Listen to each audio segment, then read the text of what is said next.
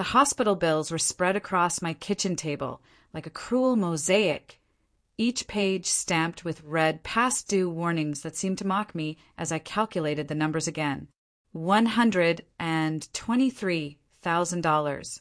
A sum so large it didn't even feel real anymore. I brushed away tears of frustration as my trembling fingers dialed my parents' number for what would be the last time. "Mom, please," I whispered, my voice cracking despite my best efforts to sound strong. I wouldn't ask if I had any other option. The insurance denied the claim again, and the hospital is threatening collections. My mother's sigh on the other end of the line was heavy with a familiar disappointment. "Caroline, we've been through this. Your father and I are putting every spare penny into Melissa's wedding. You know how important this is to the family." Yes, I knew exactly how important my younger sister's wedding was. A $175,000 extravaganza at the Rosemont estate, complete with ice sculptures, a designer gown, and a guest list of over 300 people. Meanwhile, I was selling furniture to pay for medications that kept me alive. "Mom, I'm not asking for a handout. Just a loan. After the surgery, I can." "Your sister is getting married once, Caroline," my mother interrupted, her tone hardening. "This is the most important day of her life. We've been planning this since she was a little girl." I bit back the words that threatened to spill out. "And what about my life? Does that matter at all?" Instead, I simply said, "I understand," and ended the call. The truth was I didn't understand. I hadn't understood for the past 15 years, ever since I'd been diagnosed with a rare autoimmune condition that attacked my kidneys. Back then, I was 22, just starting my career as a graphic designer. My parents had seemed concerned initially, visiting me in the hospital and bringing flowers. But as the months passed and it became clear this wasn't going away, their visits grew less frequent, their excuses more plentiful. Meanwhile, my sister Melissa had always been the golden child, the homecoming queen, the straight-A student, the girl who could do no wrong. While I struggled through periods of debilitating fatigue and pain, often working remotely from hospital beds, Melissa glided through life with the wind at her back and my parents' unwavering support beneath her wings. I looked down at the medical bills again, feeling the weight of it all crushing me. The latest round of treatments had depleted my savings, and the specialized medication I needed wasn't covered by my insurance. The nephrologist had been clear. Without this treatment, my kidneys would continue to deteriorate. Time was running out. My phone buzzed with a text from Melissa. "Mom just called. Stop making them feel guilty about my wedding. Not everything is about your health problems." I placed the phone face down without responding. Whatever fragile hope I'd been holding on to crumbled inside me. I was truly on my own. That night, I couldn't sleep. The apartment felt too quiet, too empty after selling my grandmother's antique bookcase and the leather couch I'd saved for months to buy. I scrolled through job boards on my laptop, looking for additional freelance work I could take on, though I knew my doctors would advise against it. The stress and extra hours would only make my condition worse. As dawn broke, I made a decision. I was done begging for help from people who had made their priorities crystal clear. Instead, I would find another way. And in that moment of clarity, a plan began to form, not born from vindictiveness, but from a place of desperate self-preservation. Monday morning, I walked into Evergreen Insurance Agency with a file folder under my arm and the last of my emergency fund in my checking account. "Good morning," I said to the receptionist. "I'd like to speak with someone about a health insurance policy. Not for me, for my parents." The receptionist directed me to a small office where a consultant named Martin greeted me with a firm handshake. "What can I help you with today, Ms. Roberts?" I settled into the chair across from him. "My parents are approaching retirement, and I'm concerned about their health care coverage. They've been with the same employer-provided plan for nearly 30 years, but my father plans to retire next year, and I want to make sure they're protected." Martin nodded approvingly. "That's very thoughtful of you. Many people don't realize how vulnerable they can be during that transition." "Yes," I agreed, maintaining steady eye contact. I've learned that the hard way with my own health issues. I want to make sure they have comprehensive coverage, especially for any unforeseen circumstances. Over the next hour, Martin walked me through various options. I listened attentively, asking specific questions about coverage for chronic conditions, hospital stays, and prescription medications. By the end of our meeting, I had paid the premium for a supplemental policy that would activate immediately and provide a safety net for my parents when they transitioned off their employer plan. "They're going to be so surprised," I told Martin with a genuine smile as I signed the paperwork. He had no idea how true that statement was. On my way home, I stopped at a local cafe to meet my longtime friend, Beth, who had been by my side through every hospital stay and health crisis since our college days. "You did what?" Beth stared at me over her coffee cup, eyes wide. "I bought them a supplemental insurance policy," I repeated calmly. "It's actually a good one, covers a lot that Medicare won't when they're eligible. And they have no idea." "None. I had their information from helping them with taxes last year." I took a sip of my tea. "I'll tell them eventually, but not until after Melissa's wedding. I don't want to ruin her special day with my health problems," I added, unable to keep the bitterness from my voice. Beth's expression softened. "Care, I understand why you're hurt. But is this really the way to handle it? What would you suggest? I've tried talking to them. I've tried explaining how serious this is. They've made their choice, and now I'm making mine." I set my cup down with finality. "This isn't about revenge, Beth. It's about finally taking control of a situation where I've felt powerless for too long." Beth reached across the table and squeezed my hand. "Just be careful. Family estrangement is a high price to pay, even for parents as flawed as yours." "Who said anything about estrangement?" I raised an eyebrow. "I'll be at the wedding. I'll smile in the photos. I'll play the role of the supportive big sister. But I'm done expecting them to be there for me when it counts." Later that week, an embossed invitation arrived in the mail, a formal request for my presence at the rehearsal dinner for Melissa and her fiancé James. I traced the gold lettering with my finger, remembering how Melissa and I had once been close, before the competition for our parents' attention had driven a wedge between us. There had been a time when she would have noticed my pale complexion, the dark circles under my eyes, and asked if I was okay. Now she only noticed if I threatened to overshadow her moment in the spotlight. The rehearsal dinner was held at La Maison, an upscale French restaurant with crystal chandeliers and white linen tablecloths. I arrived wearing a simple black dress that concealed how much weight I'd lost in recent months, my hair and makeup carefully done to hide the toll my health had taken. No one needed to know that I had spent the morning vomiting from the side effects of my medication. "Caroline." My mother air-kissed both my cheeks, her eyes already moving past me to greet the guests behind me. "Darling, you're at table 3. We've seated you with some of James's college friends, such nice young men, all of them working in finance. Of course, even now." She was trying to set me up, unable to understand why at 37, with a chronic illness and mounting medical debt, finding a husband wasn't exactly my priority.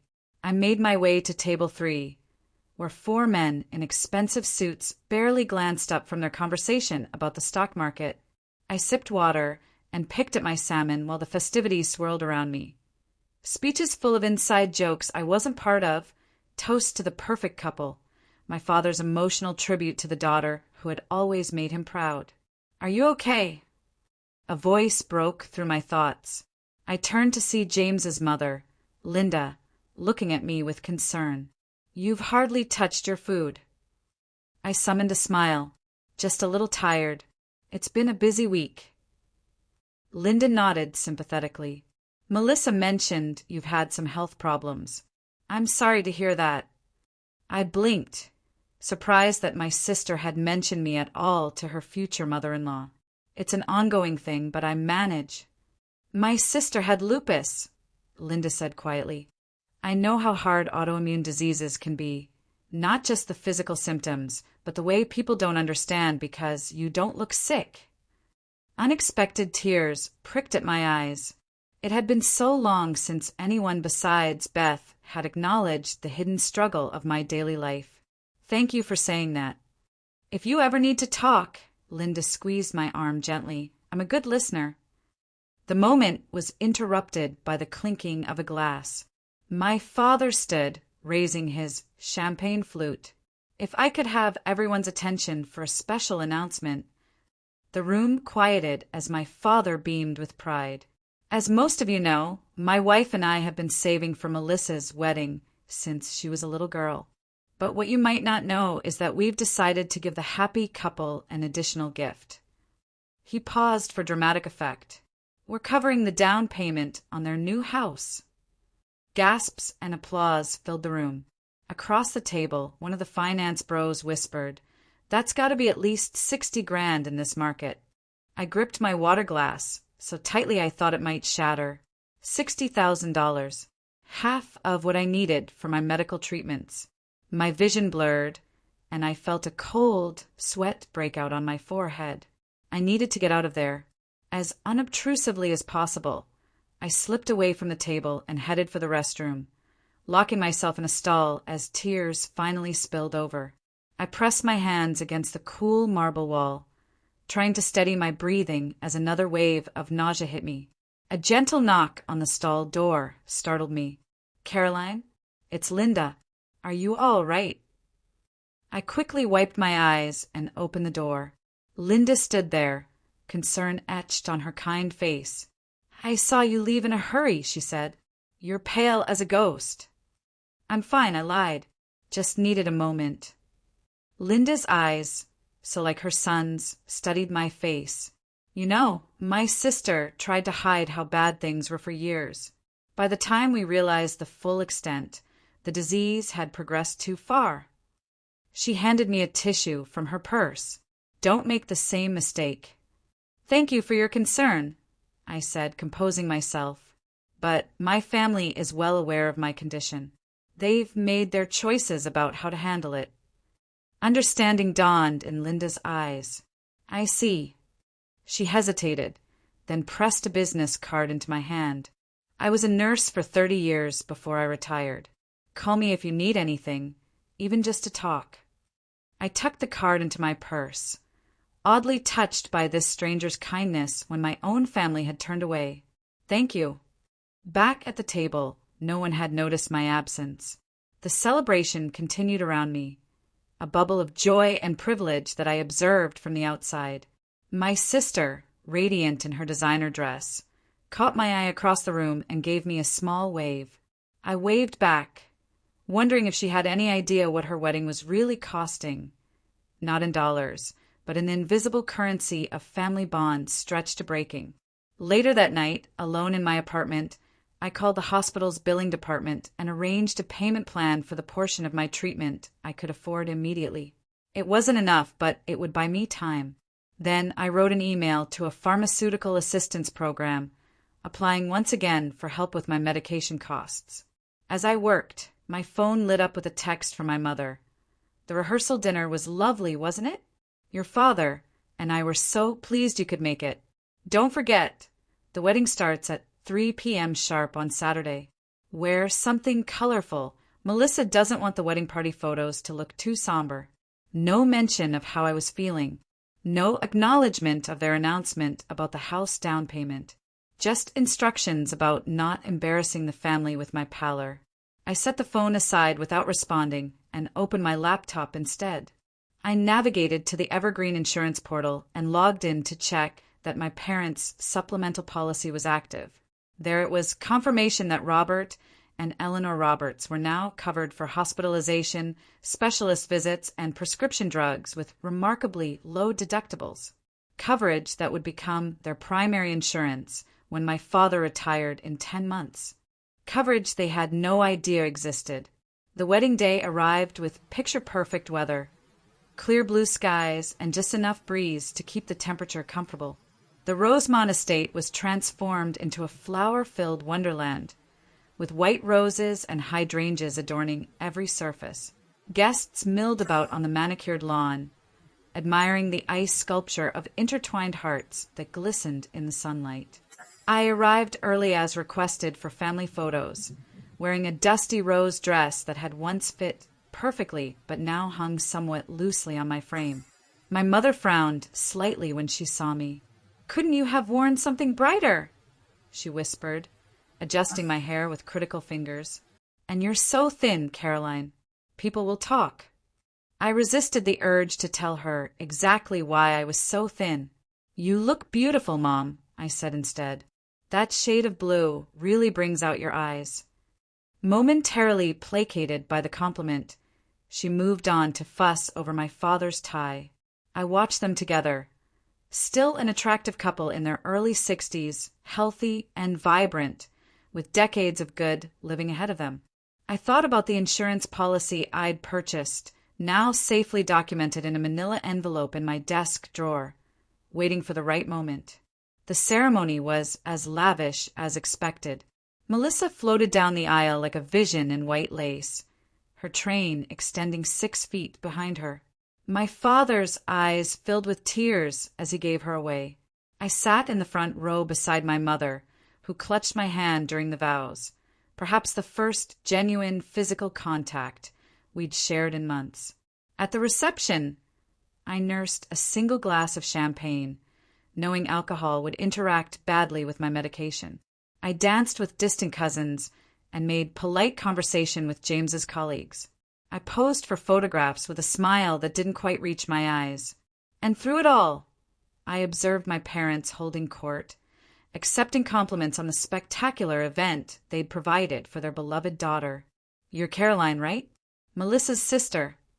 A tall man with kind eyes approached my table during a lull in the festivities. I nodded, placing him after a moment. "And you're Dr. Reynolds, James's uncle, the cardiologist." He smiled, pleased to be recognized. "That's right. May I join you for a moment?" "Of course."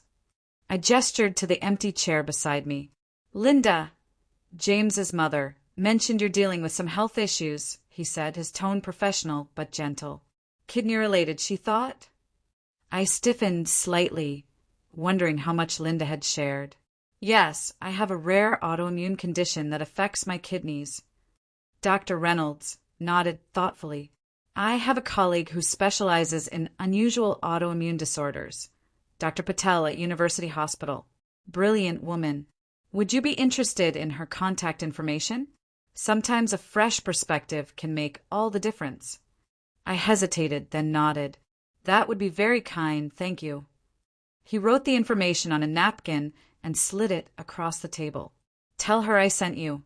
And," he lowered his voice, "I also sit on the board of a foundation that helps patients with catastrophic medical expenses. If you're facing financial challenges related to your treatment, they might be able to assist." I stared at him, unable to hide my surprise. "Why would you do that? You don't even know me." Dr. Reynolds smiled sadly. "My daughter had leukemia when she was 12. We were fortunate to have good insurance and the means to get her the best care. But I saw many families in the hospital who weren't as lucky. No one should have to choose between health and financial ruin." As he walked away, I clutched the napkin with Dr. Patel's information, feeling a strange mix of gratitude and shame. Here was a virtual stranger offering more help than my own parents had in years.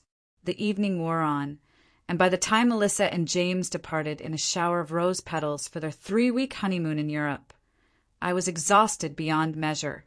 I found my mother near the dessert table, accepting compliments on the 5-tier wedding cake. "Mom, I'm going to head home," I said quietly. "I'm not feeling well." For a brief moment, concern flickered across her face. "What's wrong?" "Is it your—" She stopped, lowering her voice. "Is it your kidneys?" "Just tired," I assured her, not wanting to spoil what remained of her evening. Everything was beautiful. Melissa looked so happy. My mother beamed. It was perfect, wasn't it? Worth every penny. She hugged me lightly, careful not to wrinkle her designer dress. "Get some rest, dear. We'll call you next week, once we've recovered from all this excitement. As I drove home, the napkin with Dr. Patel's information sat on the passenger seat beside me, a tangible reminder that kindness could come from unexpected places. I thought about Dr. Reynolds' offer to connect me with the medical foundation, and for the first time in months, I felt a flicker of hope. That hope sustained me through the next morning as I faced another round of debilitating nausea from my medications. It kept me going as I worked on freelance projects between bouts of fatigue, pushing myself to meet deadlines despite my body's protests. And it gave me the courage to call Dr. Patel's office and schedule a consultation, even knowing I might not be able to afford whatever treatment she recommended. 3 days after the wedding, my phone rang with an unfamiliar number. "Is this Caroline Roberts?" a professional female voice asked when I answered. "Yes, this is she." "This is Jennifer from Hamilton Medical Foundation.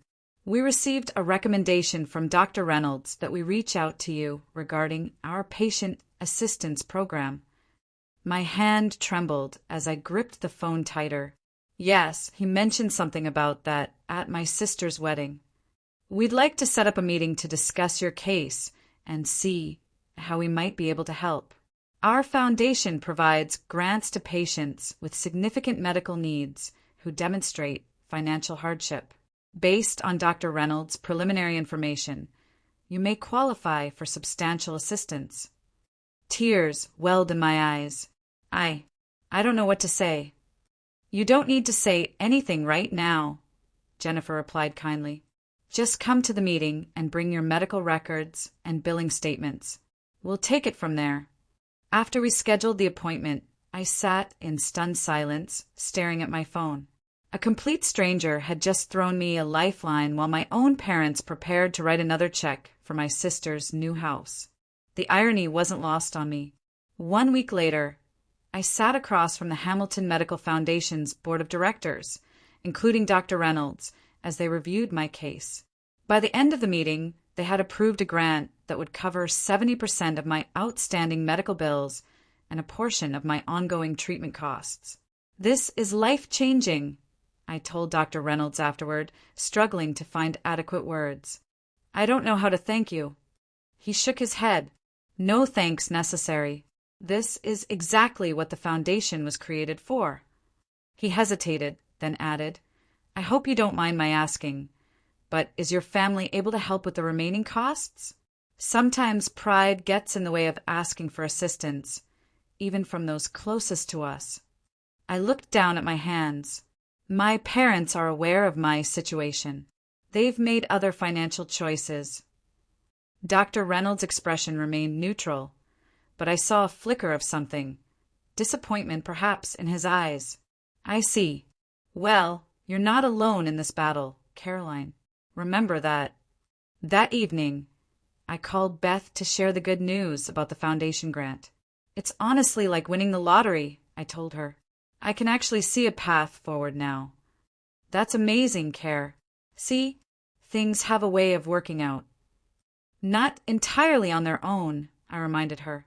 "If I hadn't gone to Melissa's wedding, if I hadn't met Linda, if she hadn't spoken to Dr. Reynolds." "True," Beth conceded. "So what about your parents? Are you going to tell them about the grant?" I paused, considering. Not yet. They're still basking in post-wedding bliss. And honestly, I'm not sure they'd even understand what a big deal this is. "And what about, the insurance policy you bought them?" Still planning to hold on to that information. "For now," I confirmed. "Dad doesn't retire for another 10 months. There's plenty of time to tell them about it before then."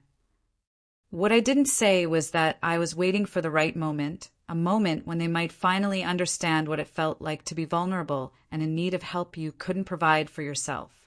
Little did I know that moment would come much sooner than any of us expected.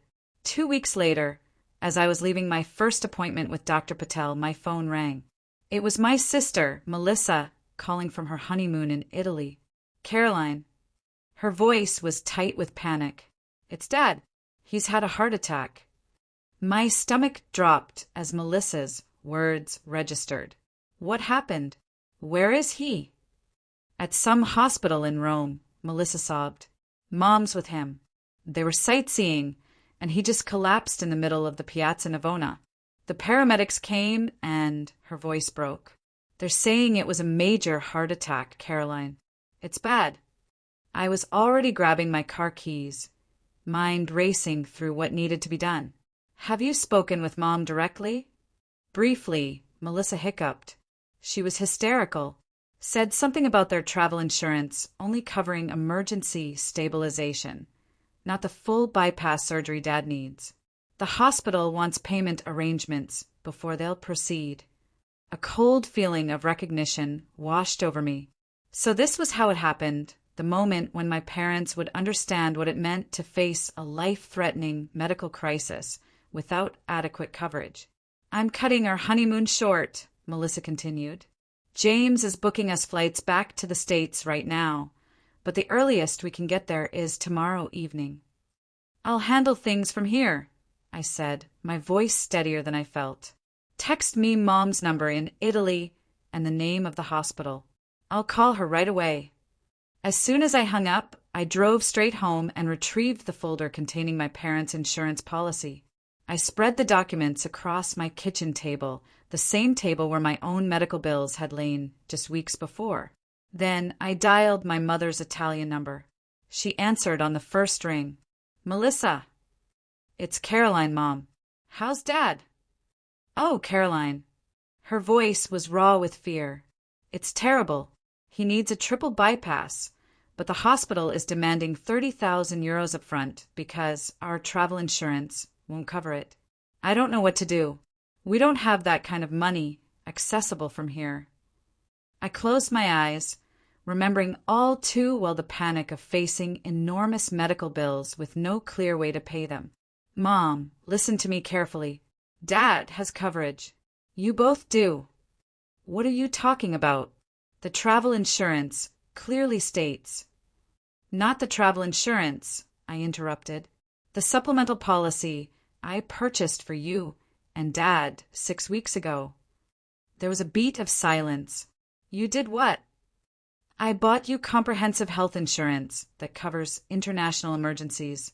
I have the policy information right in front of me. The deductible is only $2,000, and after that it covers 90% of all expenses, including overseas. Another silence, longer this time. When my mother spoke again, her voice was strange, a mixture of confusion, relief, and something else I couldn't quite identify. Why would you do that? Why didn't you tell us? There wasn't a good time, I said simply. You and Dad were busy with Melissa's wedding. The unspoken truth hung in the air between us. You were too preoccupied with her happiness to worry about my survival. Give me the name and number of the hospital, I continued briskly. I'll contact the insurance company immediately and have them reach out to the cardiac unit. Dad will get his surgery, Mom. Everything's going to be okay.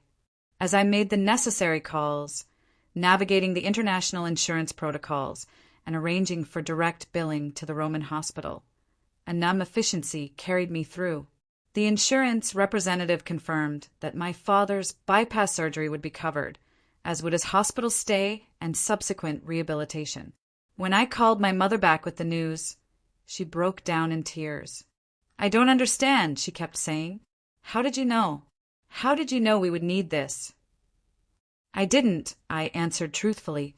But I understand better than most how quickly medical emergencies can devastate your finances. I didn't want you and Dad to go through what I've been going through. The weight of my words seemed to finally register. My mother's breath caught audibly. Caroline, The hospital administrator will be coming to get your signature on some forms. I cut her off, not ready for whatever she was about to say. Dad should be in surgery within the hour. Call me when he's out. I hung up and sat motionless at my kitchen table. The vindication I might have expected to feel was nowhere to be found. Instead, there was only a hollow ache in my chest and the bone-deep fatigue that had become my constant companion. Beth arrived 30 minutes later with takeout and a bottle of wine. I got your text. How's your dad doing? In surgery soon, I said, accepting the food gratefully. The insurance is covering it. So they know? About the policy. I nodded, picking at my pad thai without much appetite. Mom was in shock. I think she's still processing.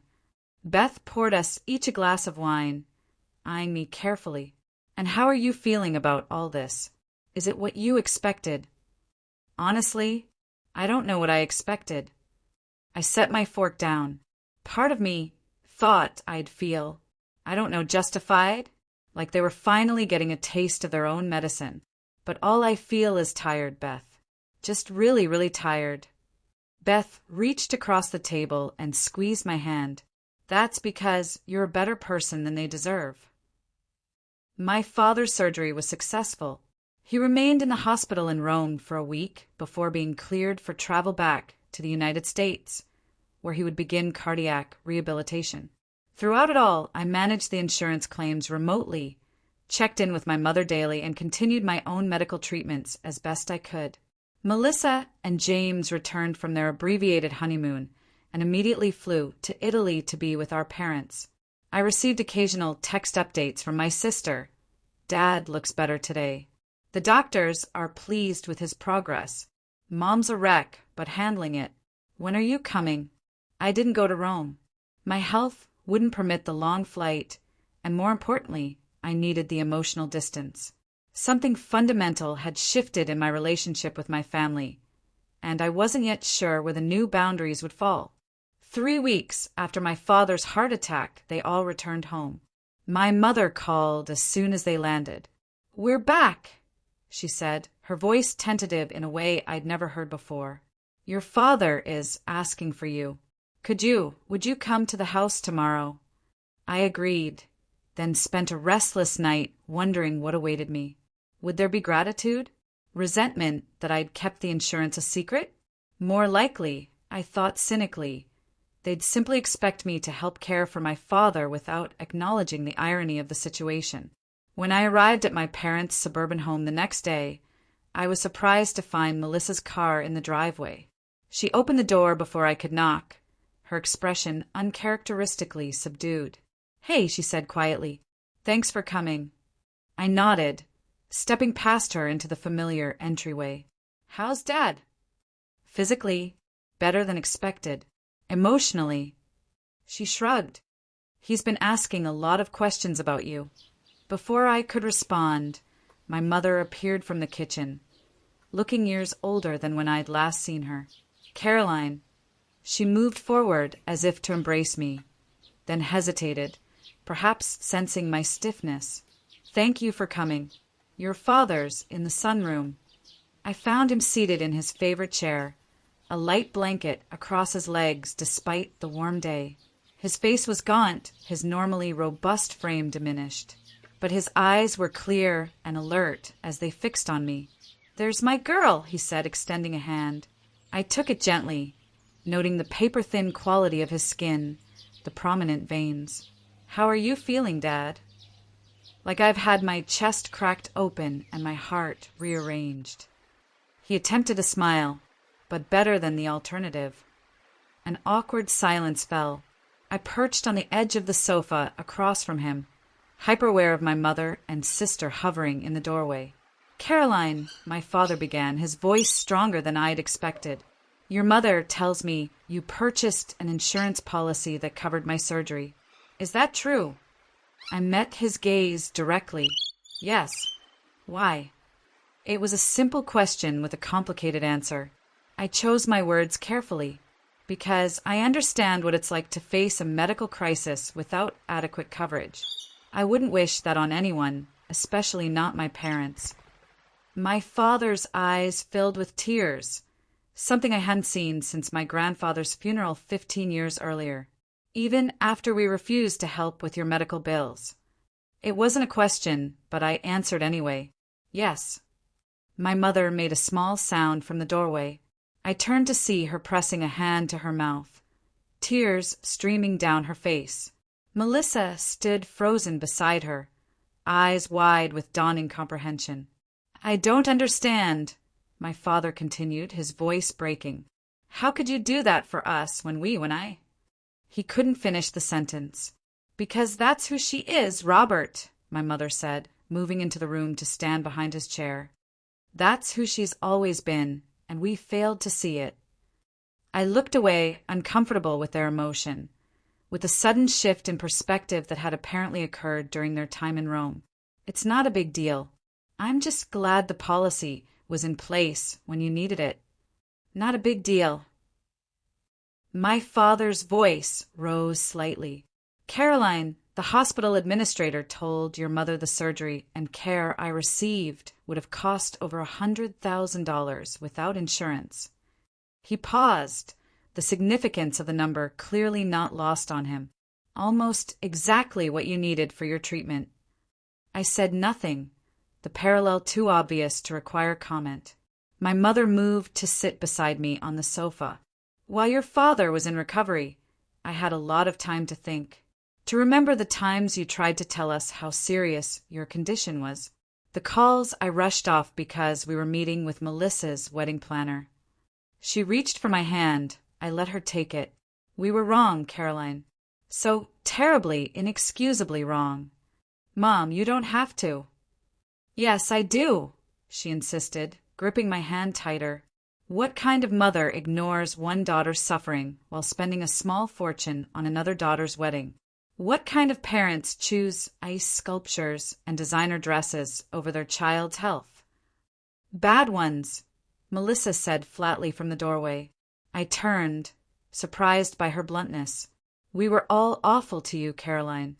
Me especially." She entered the room fully now, perching on the arm of our father's chair. I was so wrapped up in my perfect wedding that I couldn't see past my own selfishness. "After your mother told me about the insurance," my father said, "I made some calls. To your doctor. To the hospital billing department." His face crumpled. "They told me how serious your condition is. How long you've been struggling. Why didn't you make us understand?"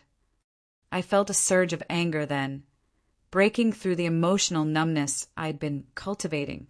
"I tried, Dad. God knows I tried. But you and Mom had decided that Melissa's wedding was the priority, and nothing I said could compete with that."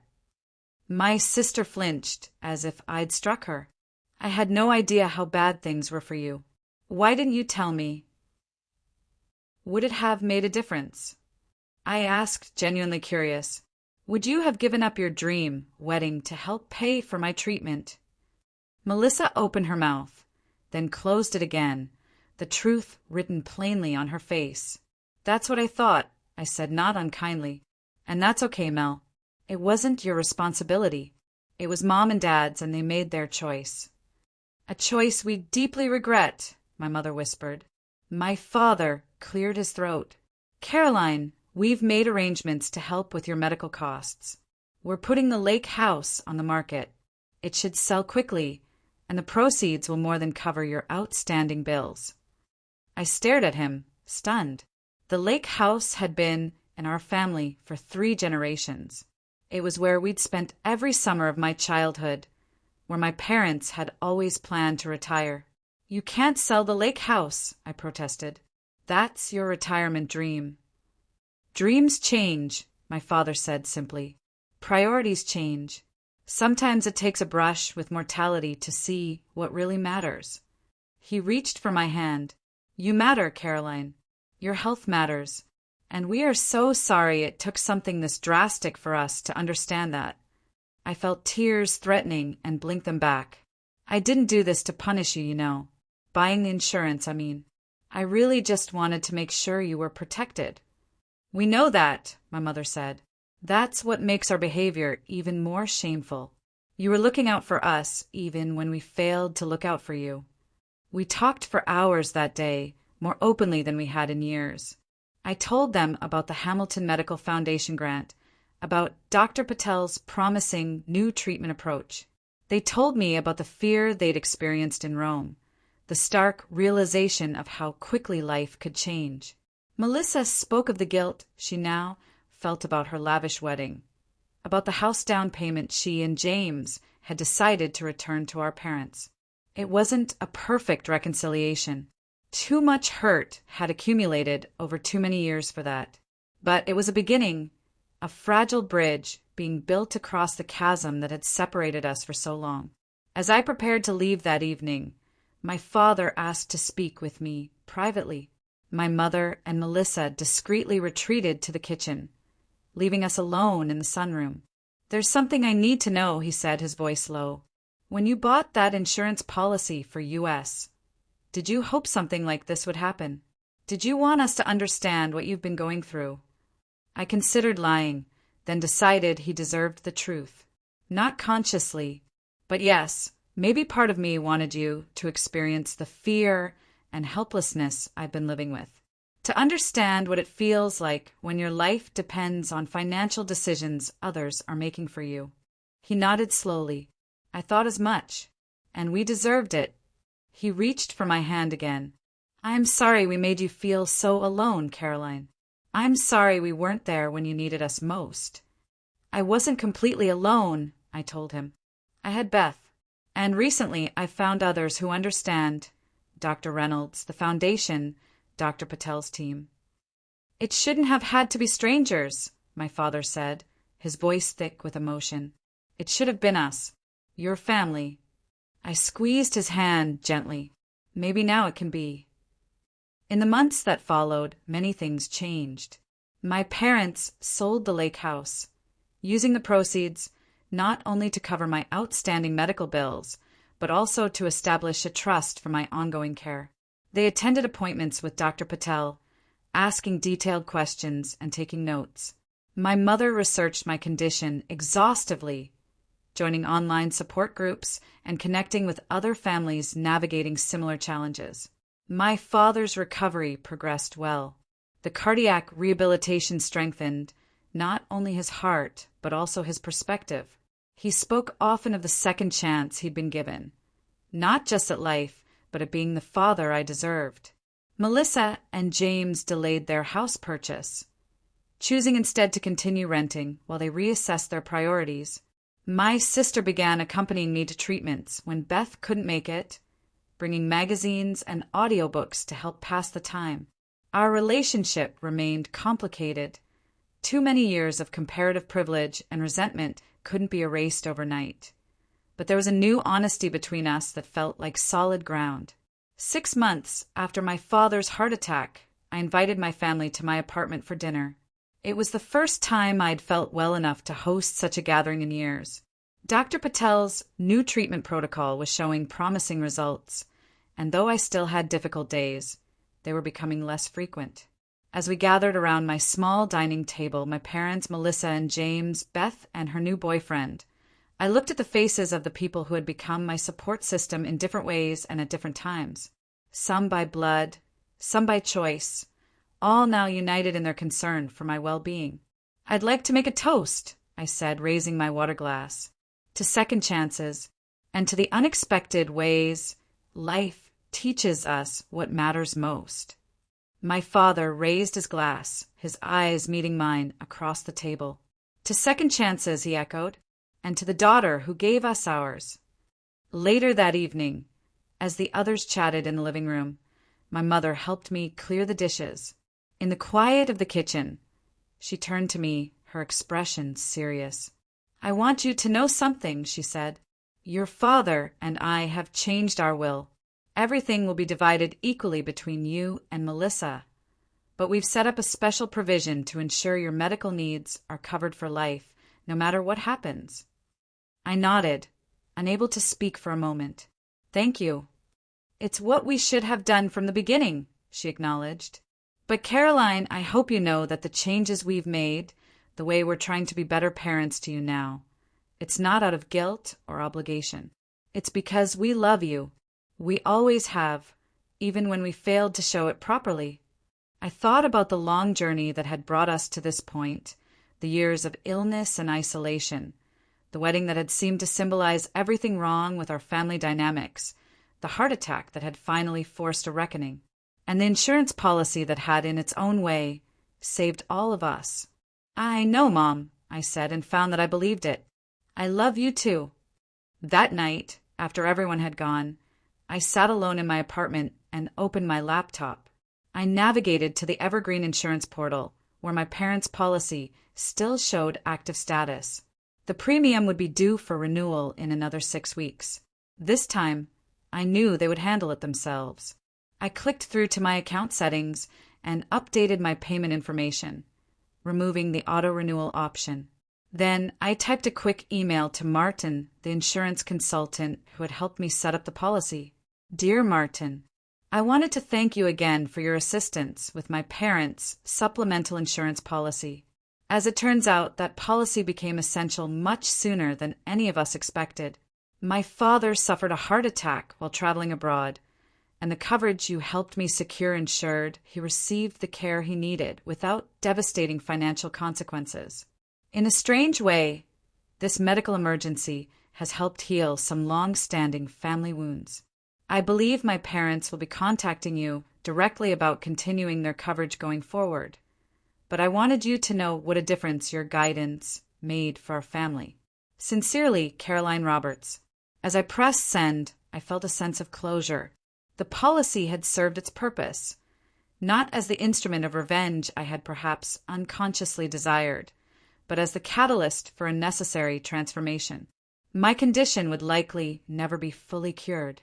My relationship with my family would always bear the scars of past neglect. But something fundamental had shifted in all of us. We had been granted the rarest of gifts, the chance to learn from our mistakes and build something better from the broken pieces. And for that, despite everything that had led to this point, I was grateful.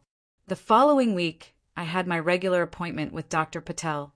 The latest lab results showed continued improvement in my kidney function. Not a miracle cure, but progress worth celebrating. You seem different today, she observed as she reviewed my chart. More at peace. I smiled, realizing she was right. I guess I am. My family situation has evolved. In a good way.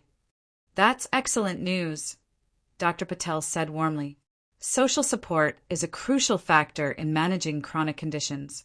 I've seen remarkable improvements in patients who find themselves suddenly surrounded by understanding loved ones.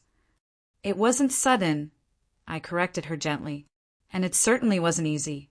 But yes, it's making a difference. As I left the hospital that day, I passed the cardiac rehabilitation center where my father attended his therapy sessions 3 times a week. Through the glass doors, I could see him on a treadmill, moving slowly but steadily, a determination in his face that reminded me of my own. We were both healing, imperfectly, gradually but unmistakably.